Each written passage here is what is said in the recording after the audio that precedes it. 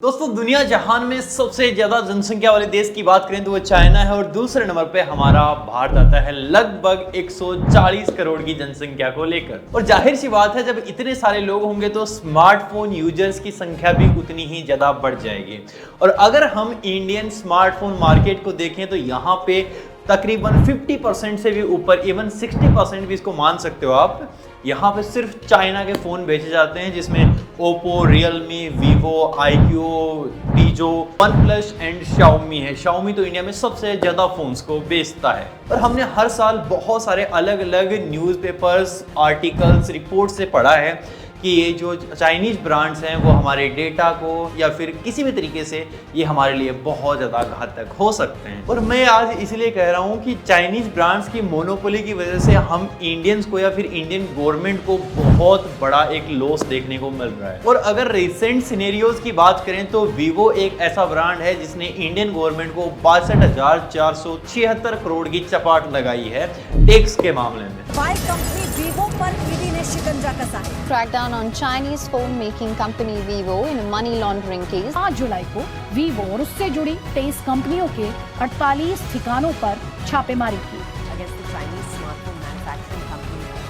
Vivo scam. India Today is now unmasking the alleged kingpin of the scam that the Enforcement Directorate is looking into. की company पर tax चोरी के आरोप है।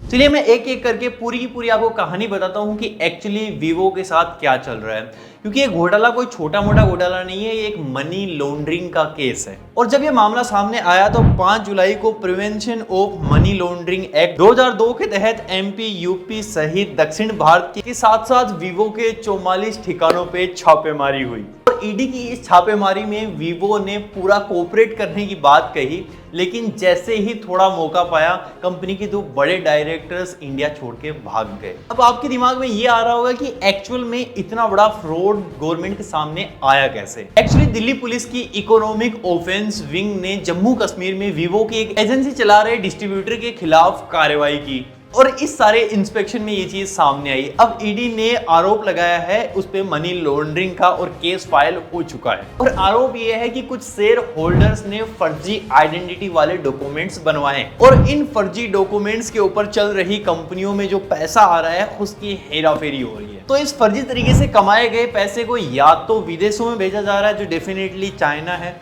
और दूसरी तरफ या तो इंडिया में ही किसी और बिजनेस में इन्वेस्ट किया जा रहा है। मतलब एक ब्लैक मनी को व्हाइट मनी का लेबल चिपकाया जा रहा है। और अब मैं आपको बताता हूँ कि मनी लॉन्ड्रिंग होता क्या है।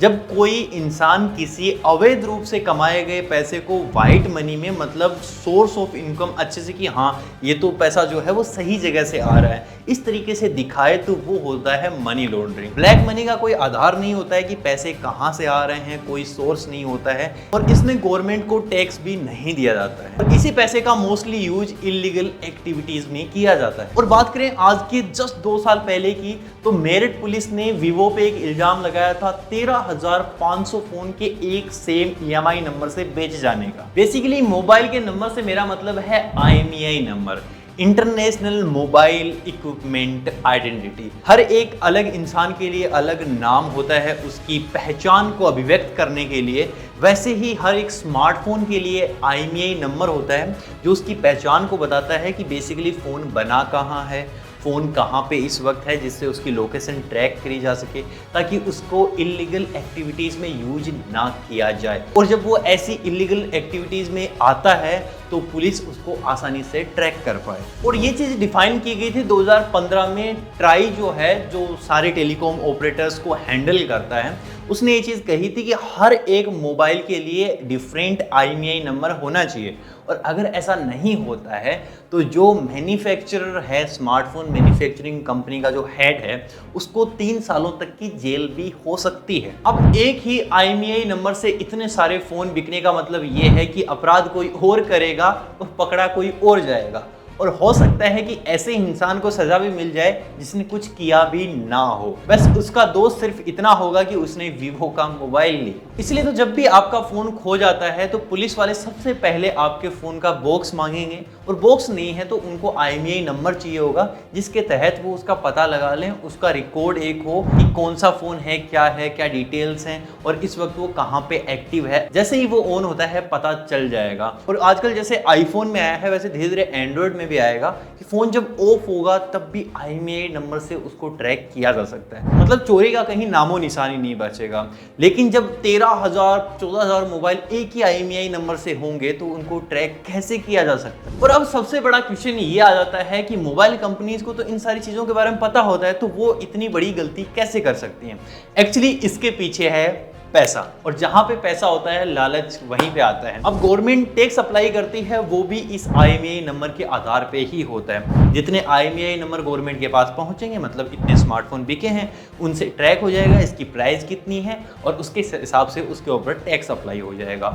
लेकिन जब 13-14 हज़ार स्मार्टफोन्स को एक ही IMEI नंबर से बेचा जाएगा तब गवर्नमेंट को सिर्फ एक ही IMEI नंबर मिलेगा, तो उसके ऊपर कितना टैक्स अप्लाई कर लेंगे, 10-12 हज़ार। तो वहीं पे सीन ये निकल के आया कि इतने स्मार्टफोन्स का जो टैक्स था वो था 62,476 करोड़ रुपए, और इस पैसे को ऐसा खासा बचा लिया गया गवर्नमेंट की नजरों से। और हम इतने से लकी हैं कि हमारी इंडियन गवर्नमेंट को सही टाइम पे इस चीज़ का पता चल गया और उन्होंने इस चीज़ पे छापेमारी वगैरह करके सारी चीज़ों को पता लगा लिया, और कहाँ कहाँ पे दाल में काला है वो हमारे सामने आ गया। और ये चीज़ सिर्फ वीवो के ऊपर अप्लाई नहीं है, ये चीज़ Xiaomi भी कर चुका है और चाइनीज ब्रांड भी कर चुके हैं। जस्ट 3 महीने पहले की बात है, ईडी ने Xiaomi के जो भी हेडक्वार्टर्स हैं उनके ऊपर छापेमारी की और 5,000 करोड़ से भी ज़्यादा के टैक्सेस का घपला सामने आया। रिजल्ट में निकला क्या, मनु कुमार जैन दुबई भाग गए और अब जो इंडिया हेड हैं वो कोई और आ गया। मतलब ये भागने की प्रक्रिया डे टू डे चलती जा रही है। पहले मनु कुमार जैन भाग गए, अभी वीवो के 2 डायरेक्टर भाग गए, तो ये चीज़ बार बार हो रही है। तो चाइनीज स्मार्टफोन नो मैटर बहुत अच्छे स्पेसिफिकेशन देते हैं, बहुत अच्छी वैल्यू फॉर मनी प्रोवाइड करते हैं, लेकिन उसके पीछे इतना बड़ा घपला होता है कि हम उसका आइडिया तक नहीं लगा सकते। तो ये घपले कई प्रकार के हो सकते हैं, जिसमें टैक्स से जुड़ा घपला हो सकता है, वो गवर्नमेंट से छुपाया जाएगा। दूसरी चीज़ हमारा डेटा, उससे जुड़े घपले हो सकते हैं, जो चीज़ें हमसे छुपा के होती रहेंगी।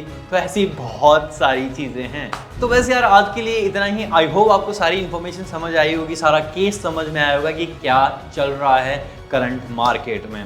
भाई मैं मिलूंगा आपसे एक और इंटरेस्टिंग टॉपिक के साथ अगले वाले वीडियो में। तब तक के लिए वीडियो को लाइक कर दो, सब्सक्राइब भी कर लो, ताकि मैं आपके लिए ऐसे ही कमाल के कंटेंट लाता रहूं। और तब तक के लिए